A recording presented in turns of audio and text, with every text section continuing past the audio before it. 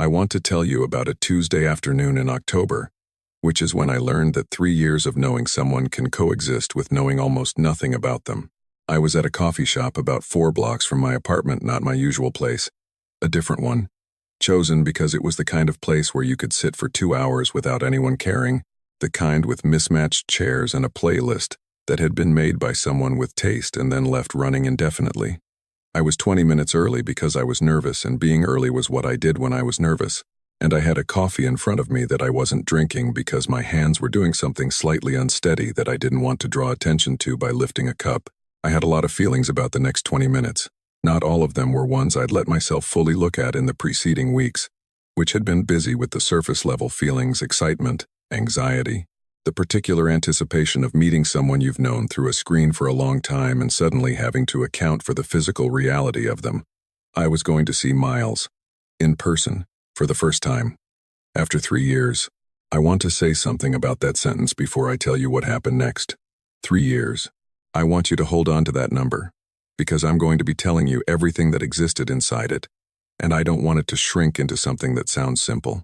The door opened at 12:18.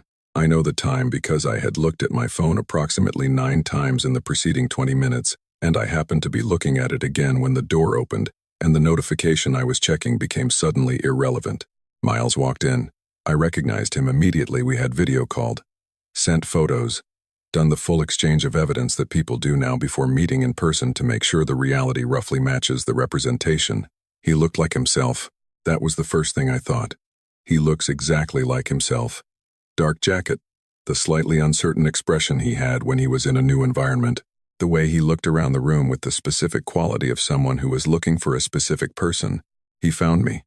Our eyes met and he smiled, and it was his smile, the one I knew from the screen, and for 1 second everything I had built toward this moment was exactly as solid as I'd believed it was. And then I saw the woman beside him, not behind him, not arriving separately beside him, in the way that someone is beside you when they have been beside you for a long time and the placement is automatic. Her hand was through his arm at the elbow, the casual, unthinking grip of a person who belongs to someone and knows it. Miles was still smiling. He was walking toward me now. She was walking toward me with him. I have thought about what happened in my body in that second many times since, trying to find accurate language for it. It wasn't a single feeling, it was a sequence. Very rapid. Each one lasting less than a moment before the next one arrived. Recognition.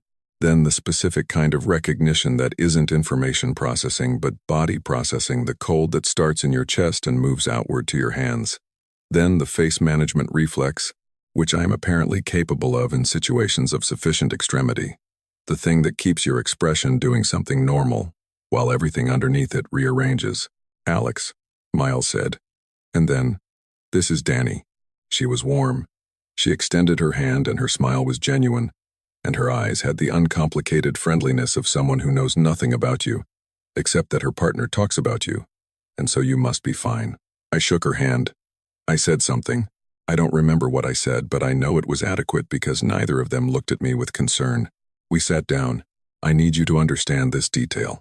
We sat down and we had coffee, and I participated in a conversation for 45 minutes.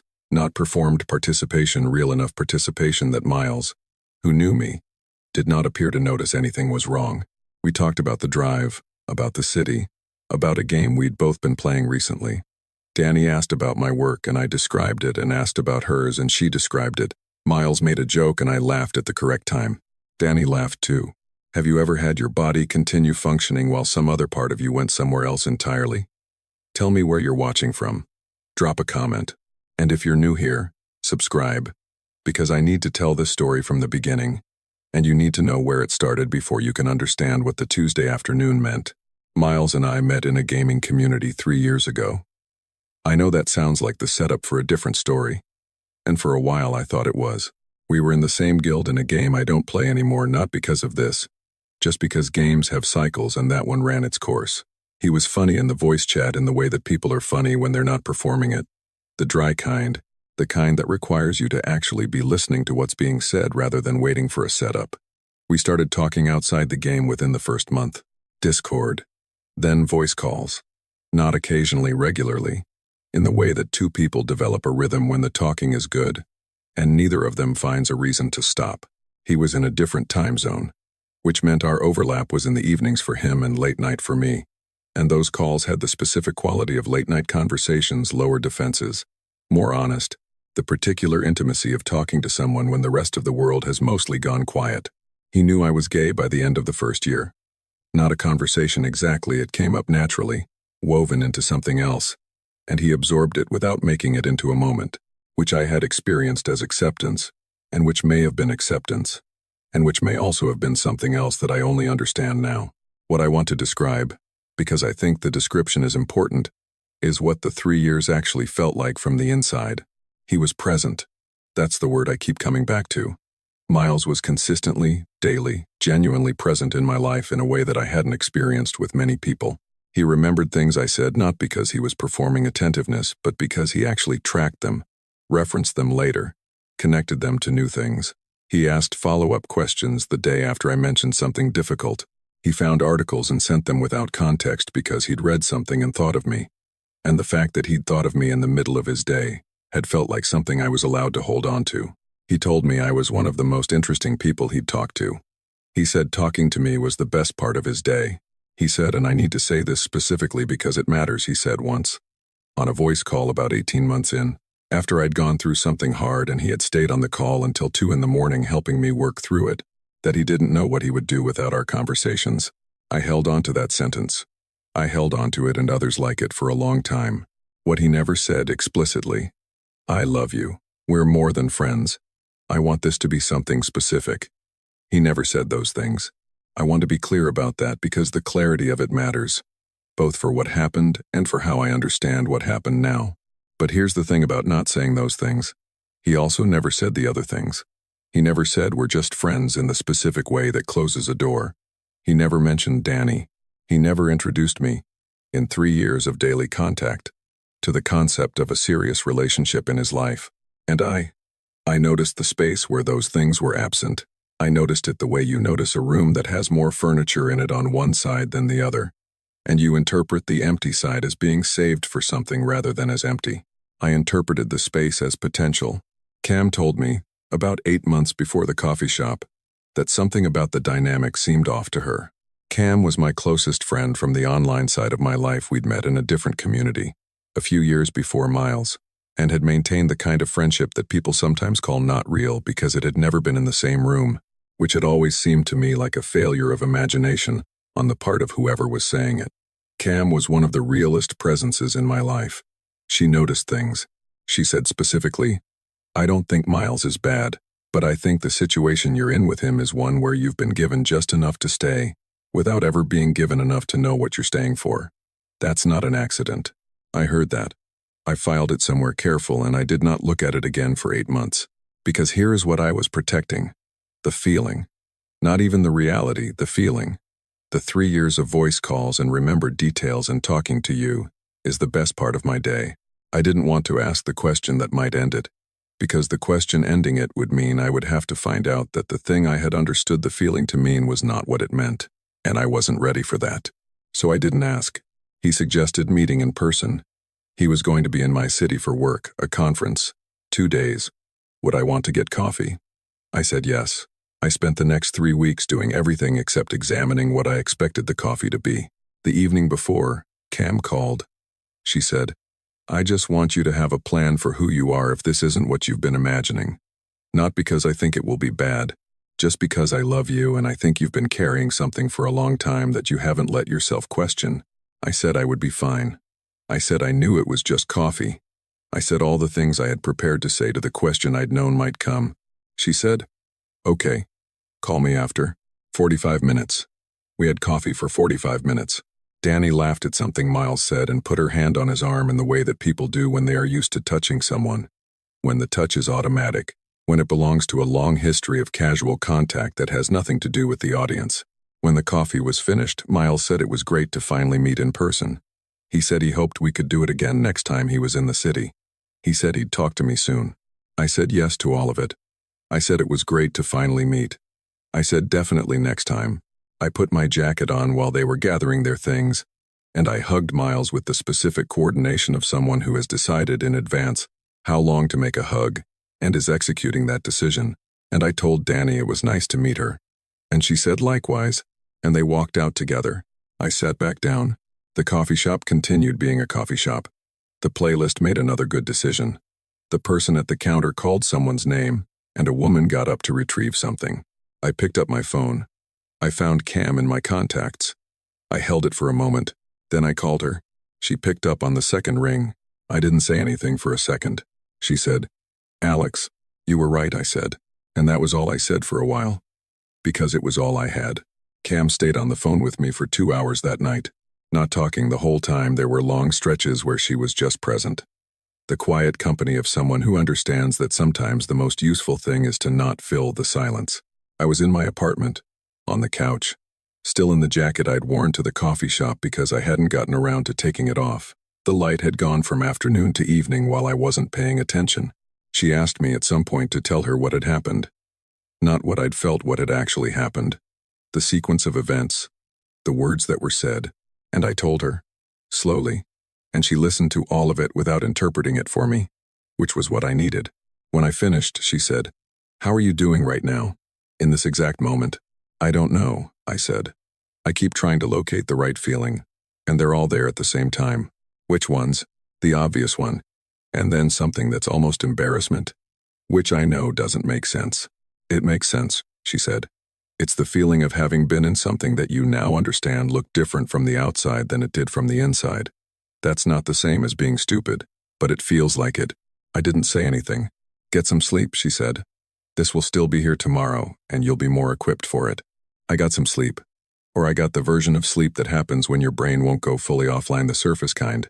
Interruptible. Not particularly restoring.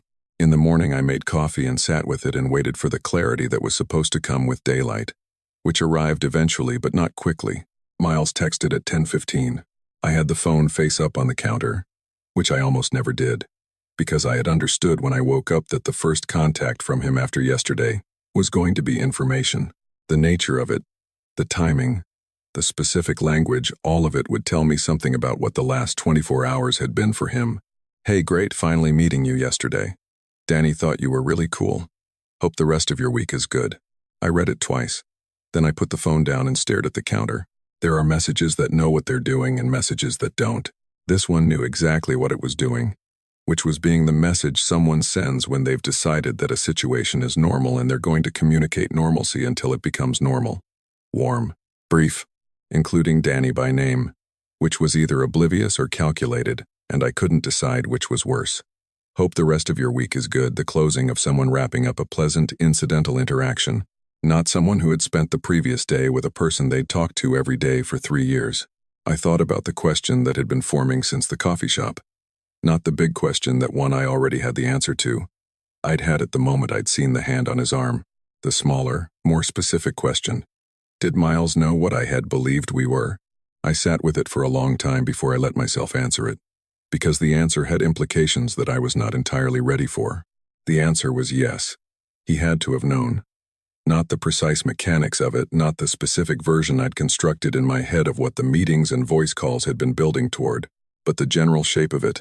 That I had feelings, that I had been investing in this as something with potential, that I was not operating under the same understanding of our situation that he was. 3 years. He had known me for 3 years in a way that required him to be paying attention. He was paying attention. That was the thing that had always been real about him, the genuine quality of his engagement with who I was and what I was going through. A person who pays that kind of attention doesn't miss what they're creating in the other person, especially when they're doing the creating deliberately. That word arrived and I held it carefully. Deliberately. I didn't want to use it without earning it because it implied intent, and intent implied a version of Miles I wasn't sure I was ready to construct yet. But I also couldn't look away from it entirely, because it was starting to look accurate. I called Cam that afternoon. We had been in each other's lives for 4 years at this point, met in a different community than where I'd met Miles, stayed in contact through the natural trajectory of two people who recognize something useful and real in each other's presence. Cam was sharp in the way that felt like a gift when it was aimed at a problem you were trying to solve, and like a challenge when it was aimed at something you were trying to protect. She had never been careless with me. She was also, consistently, honest in a way that prioritized accuracy over comfort. when accuracy was what the situation needed. She picked up. We talked about other things for 10 minutes, first her work, something that had happened with a friend of hers, the way we always warmed up before the real conversation. Then she asked how I was doing with yesterday. Processing, I said. Tell me where you are with it. I told her about the text. Read it to her verbatim. Let her sit with it. He knew, she said. Not a question. I think so. Not think. He knew. Her voice was even. People who are paying that level of attention don't not know. He saw you every day for 3 years. He knows what he built. Maybe it wasn't, Alex. The specific way she said my name when she was about to say something I needed to hear and was not going to soften. Can I tell you what I think happened? And I need you to let me say it without interrupting, because if you interrupt, I'll stop and you'll find a way to not hear it. Okay, I said. He had something at home that wasn't giving him everything. I don't know whether he and Danny have problems or whether it's just the natural limits of one relationship not being able to contain everything a person needs or something else entirely. What I know is that he found in you something that the main container wasn't providing. Someone who was fully invested in him. Someone who listened, who remembered, who was there every day and had no competing claims on his time or attention because you existed in a separate space from the rest of his life. He didn't have to maintain that with you it was natural. It was real. The connection was genuine, and he got to have it without any of the cost that a real relationship asks for. I didn't say anything. He got 3 years of you at full investment, Cam continued. 3 years of someone who thought about him every day, who showed up consistently, who cared about him in a way that was specific and real. And he got that while having a separate life that you knew nothing about. You were getting a fraction of him and investing everything. He was investing a portion of himself and receiving everything. The apartment was very quiet. That's not an accident, she said. That's a structure. It might not have been consciously designed. I'll give him that. I don't think he sat down and planned it out. But it was maintained. Every time the dynamic might have shifted into something that required him to be clear, he navigated away from it. Because the thing he had was comfortable and useful and didn't require him to do anything hard. I thought about the voice calls. The talking to you is the best part of my day. The 2 in the morning when he'd stayed on through something difficult. The connection was real, I said. I know you're going to tell me it wasn't. I'm not going to tell you that, she said immediately. The connection was real. That's what makes it work. If the connection weren't real, you wouldn't have stayed. He couldn't have used something that didn't exist. What he used was a real thing. Your capacity for it, the genuine quality of what he offered when he was in the space with you. And he used it without giving you the information you needed to make an informed choice about what you were putting yourself into. That distinction landed with the weight of something I'd been waiting for without knowing I was waiting. There's a word for it, she said. Quieter. When someone uses you as the emotional space for things they're not getting from their actual relationship. I know the word, I said. Say it. I closed my eyes briefly. Emotional affair. Without the physical component. But the function is the same. You were serving a role in his life that he wasn't getting from his primary relationship. And he was getting it from you without your knowledge or consent, and he let you believe the situation was something entirely different. I sat with that for a while. The light in my apartment had shifted later afternoon, going toward evening again. The second evening after a Tuesday I hadn't recovered from yet. He never said anything untrue, I said. No, he never explicitly said we were more than friends.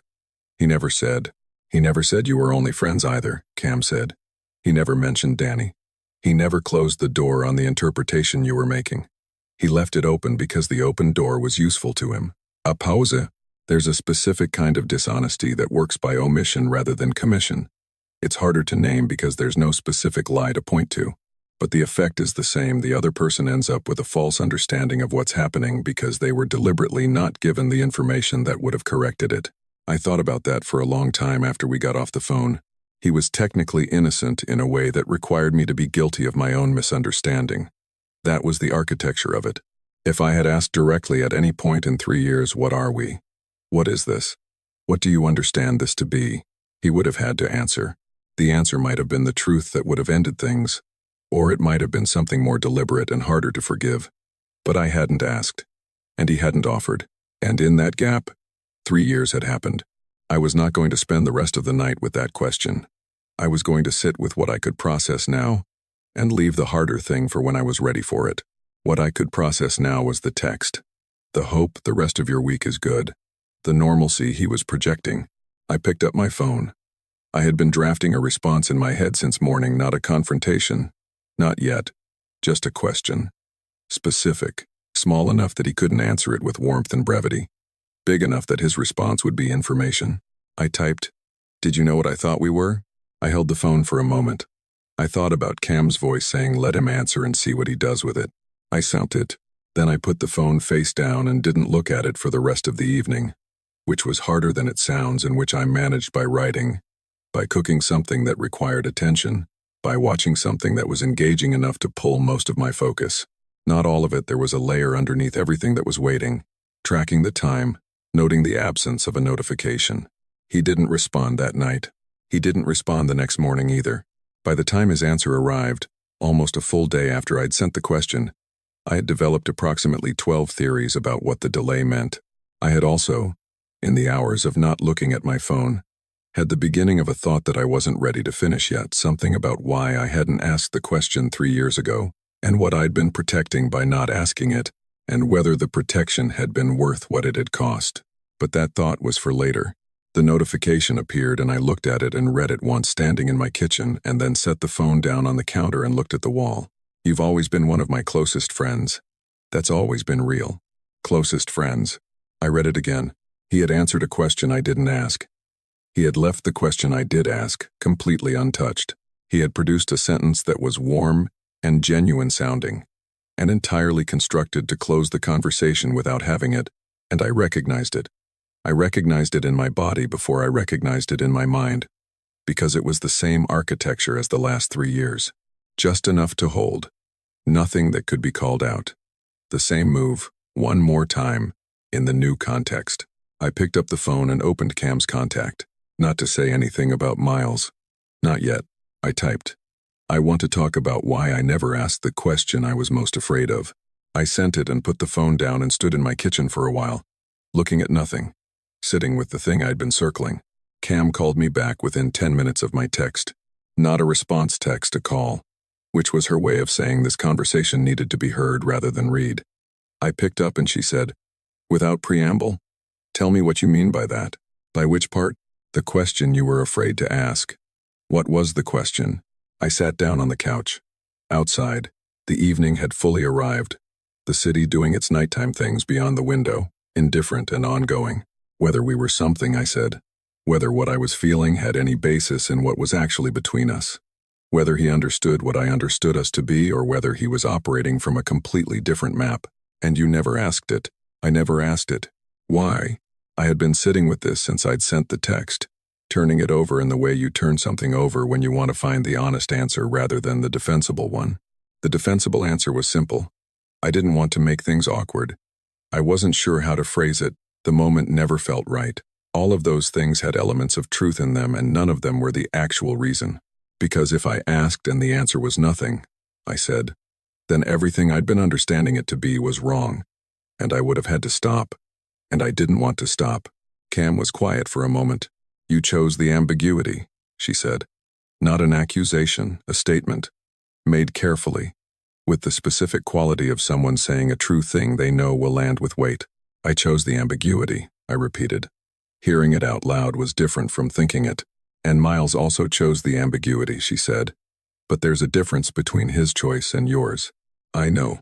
"Do you?" "He knew what was actually happening," I said. "I didn't. We were both maintaining the ambiguity, but he was the only one who had all the information. I was making a choice without knowing what I was choosing. He was making a choice with full knowledge. That's the difference," Cam said. "You're not innocent. You participated in something you could have questioned and didn't, but you're not equivalent. The person who withholds the information that would change someone's choice is not the same as the person who made the choice without that information."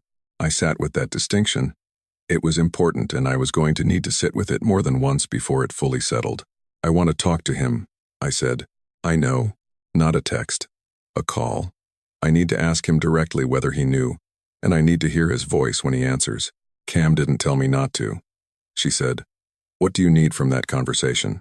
"I don't need him to apologize. I don't think that's what I'm looking for." I thought about it more carefully.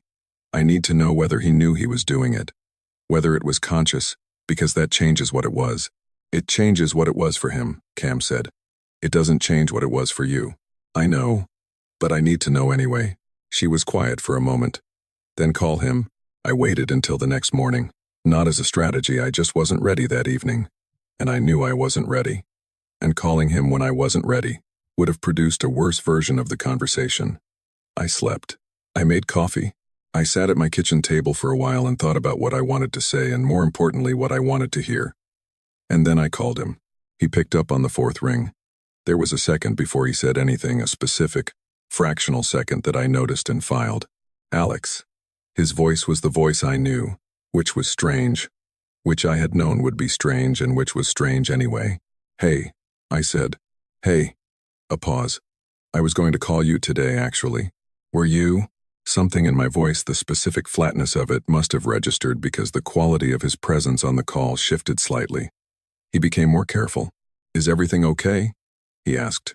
I need to ask you something and I need you to actually answer it, I said. Not the version of an answer that sounds good.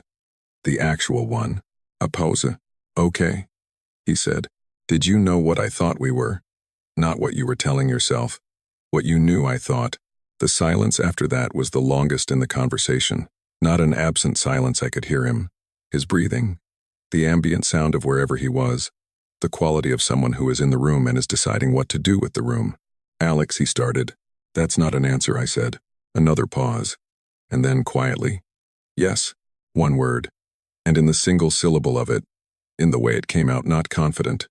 Not with the warmth of his earlier messages, but low, and with the texture of something he had been carrying, I heard the full weight of what it meant. Okay, I said. I had prepared for multiple possible answers, and that had been the one I expected, and I still wasn't prepared for it. I didn't want to hurt you, he said. I want you to know that. Whatever you think of the rest of it, that's true. I believe you, I said. And I did.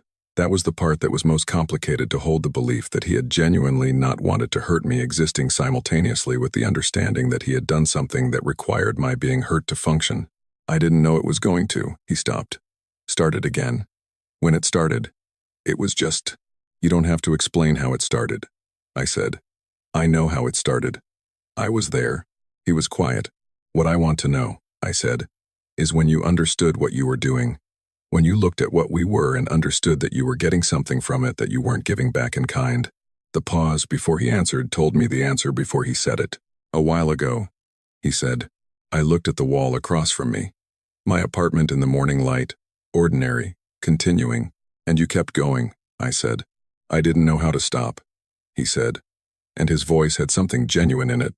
Not defensive, not performing. Just the actual sound of a person describing something true about themselves that they're not proud of. You were what we had was something I couldn't. It gave me something I didn't know I needed until I had it.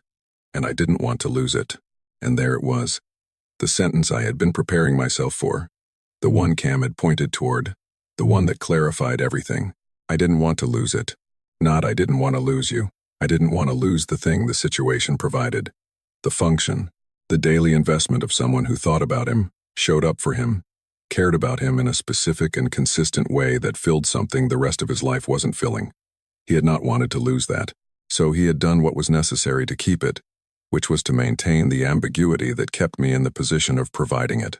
You're one of my closest friends, he said. You know that's real. You know what I feel about you. Miles. I said his name, the way you say someone's name when you need the conversation to stop performing and start being real. The thing you feel about me is real. I believe that. And what you did with it is also real. Both of those things are true at the same time. He didn't say anything. You felt something real for me, I said.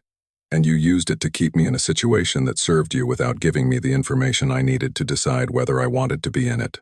Those aren't the same as each other. The first one doesn't cancel the second one out. A long pause. Then, I know. Okay, I said. That's what I needed. We said goodbye shortly after. Not dramatically, just the actual goodbye. The way a 3-year conversation ends when both people understand it's ending. He said my name once more before the call disconnected. Just Alex. With something in it that might have been apology or grief or both. And I heard it and let it be what it was and hung up. I sat in the quiet of my apartment for a while. Then I called Cam. He knew, I said when she picked up. He said yes before I finished the question. How do you feel? Like everything just got clarified and nothing got easier. Yeah, she said. That's usually how it works. I told her what he'd said, the I didn't know how to stop, the I didn't want to lose it. She listened without interrupting. When I finished, she said, he told you the truth. I know. That's something, I think. Not enough. But something. I thought about whether it was something. He's not going to be able to understand the full cost of what he did, I said. I don't mean that as a criticism. I mean structurally. He got 3 years of something real, and at the end of it he loses a person he was using as emotional support. That hurts him. But it's a fraction of what the last 3 years cost me, and he'll never be able to stand at the same vantage point and see that. No, Cam said. He won't. And I think I started. And then I had to find the sentence carefully because it was the one I'd been building toward and I didn't want to say it wrong. I think I've been waiting for a conversation that would make him understand the full extent of it. And I think that conversation doesn't exist. Not because he doesn't care, but because he can't see it from here.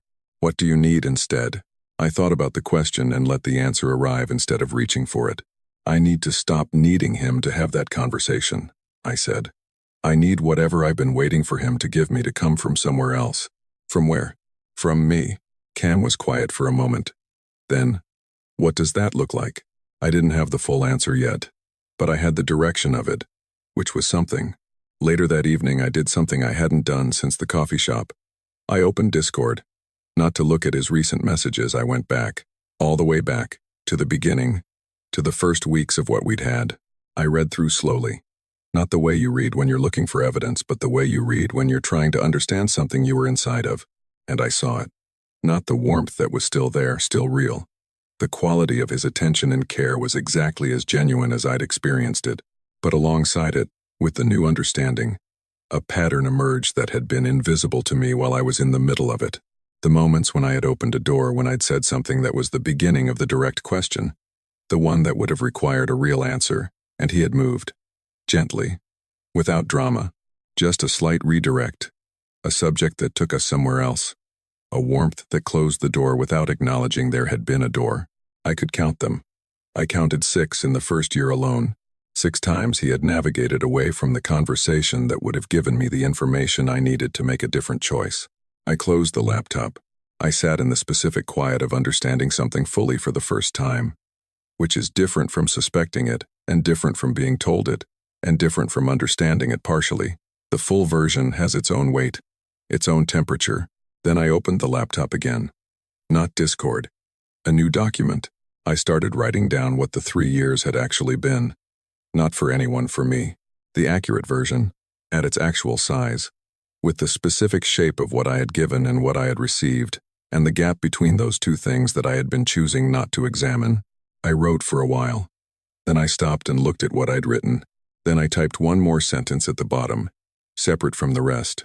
The real question isn't why he did it. The real question is why I made it so easy.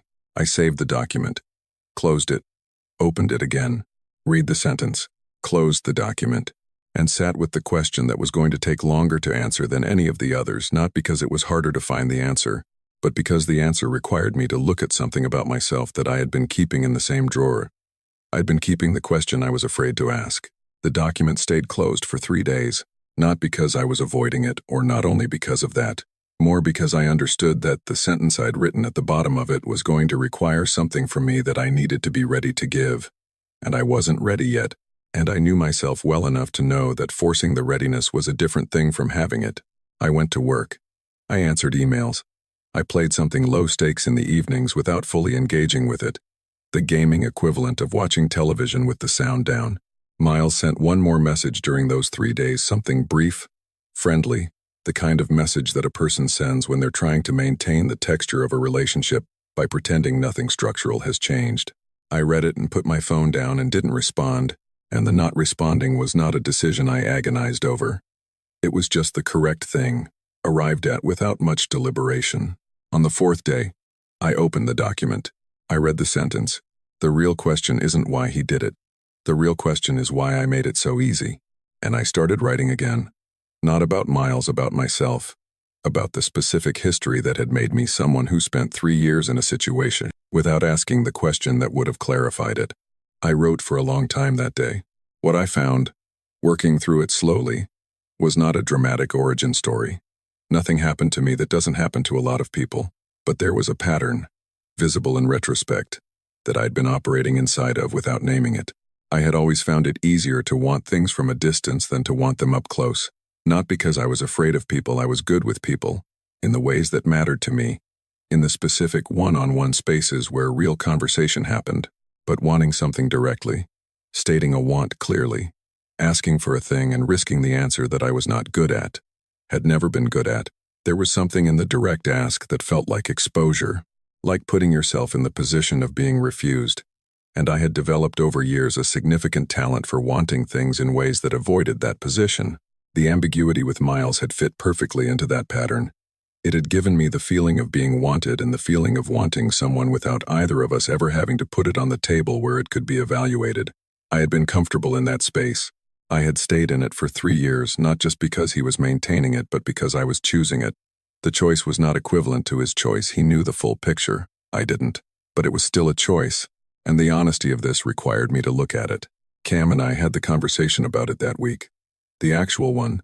The full version that I'd asked for when I'd sent the text, saying I wanted to talk about why I hadn't asked the question I was afraid of.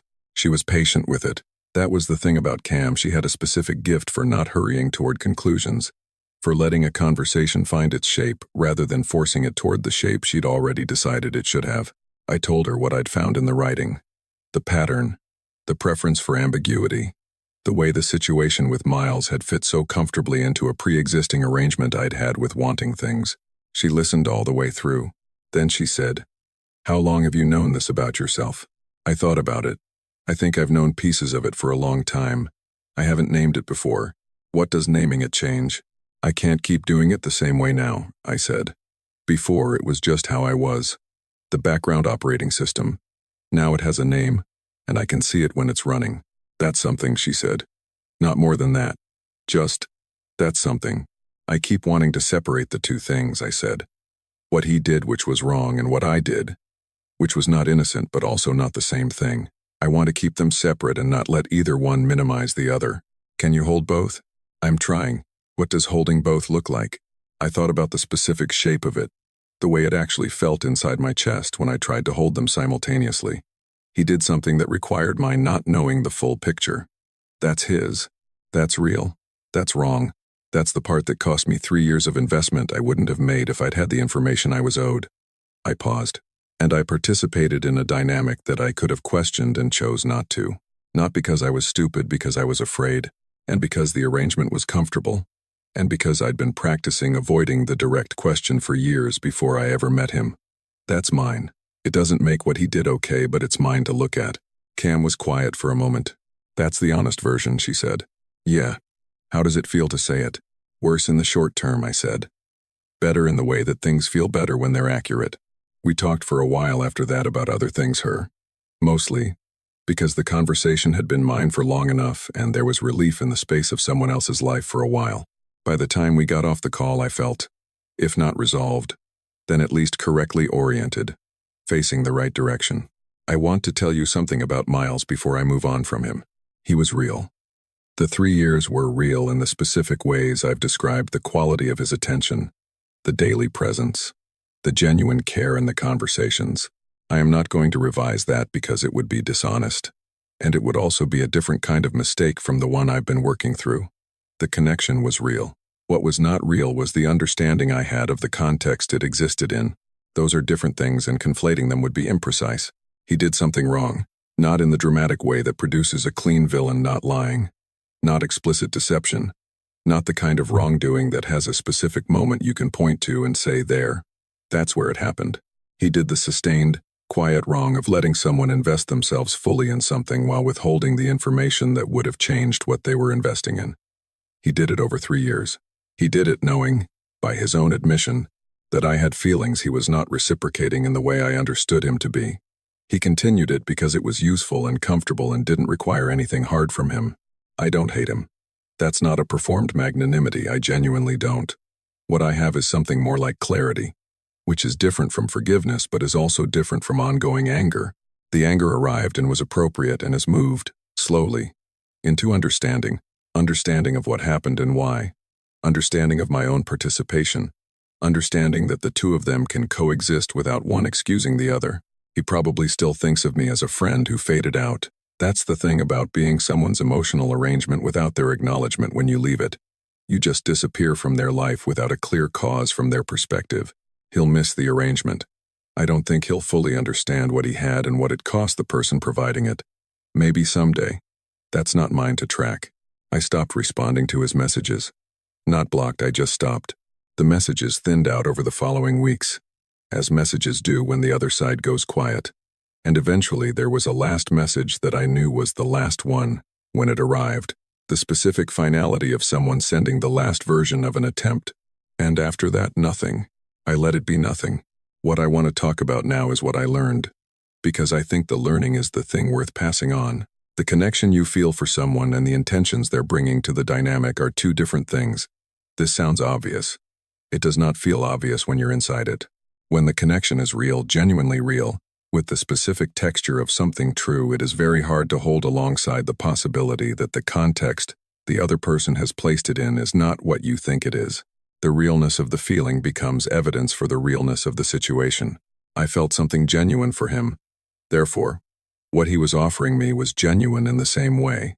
That logic is wrong, and it is also very difficult to see through from the inside. The question I was afraid to ask, that's the other thing. I had built a life practice around not asking it, not just with Miles, with things in general. With situations where asking the direct question would mean exposing the want and risking the answer. And I dressed that practice up in various reasonable-sounding things.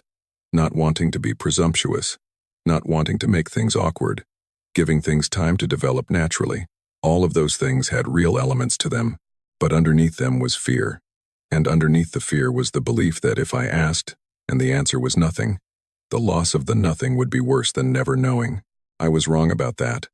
Not knowing for 3 years was worse than the answer would have been in year 1. The answer in year 1 would have hurt. The 3 years cost more. Ask the question you're afraid to ask. I know that sounds like advice that's easier to say than to do. I know because I said it to myself before all of this and didn't do it. But I also know now, in a way I didn't before, what it actually costs to not ask it. And I'd rather have the hurt of the real answer than the accumulated cost of years spent in the comfortable dark of not knowing. The last thing I want to say is about Cam. About 2 weeks after the call where we worked through the hardest version of the conversation, I was on a video call with her about something entirely different, a podcast we'd both been listening to, something that had irritated both of us for related but distinct reasons, the kind of conversation that has no stakes and requires nothing. She was in her apartment, I was in mine, and at some point I was in the middle of saying something, and I stopped because I noticed something. She had been there the whole time, not just in the recent weeks, through all of it. The entire 3 years and before. She had been the person who showed up consistently, who remembered the things I'd mentioned, who checked in after the hard days and sent things she'd thought I'd like. She had cared about me in specific and daily ways. She had, at one point, tried to tell me something I wasn't ready to hear. And when I wasn't ready, she had stayed. And when I was finally ready, she had been there for that too. She had never required me to operate from ambiguity about what we were. We were friends. Clear, named, understood. Not a door left open for interpretation. And inside that clarity, the real version of what I'd been looking for in the arrangement with Miles had existed the whole time, the daily showing up, the genuine interest, the specific care, all of it, in the cleanest possible form, in a relationship that had never asked me to wonder what it was. I hadn't been seeing it clearly because it didn't have the romantic charge that had made me want to protect the other thing from the question I was afraid to ask. The safety of what I had with Cam had read as smallness, and I had been mistaking safety for smallness for years. What? She said, because I'd stopped in the middle of something. Nothing, I said. I was just thinking about something. What thing? I looked at the screen. At her face, in her apartment. The specific, familiar quality of someone I had known for 4 years and trusted completely.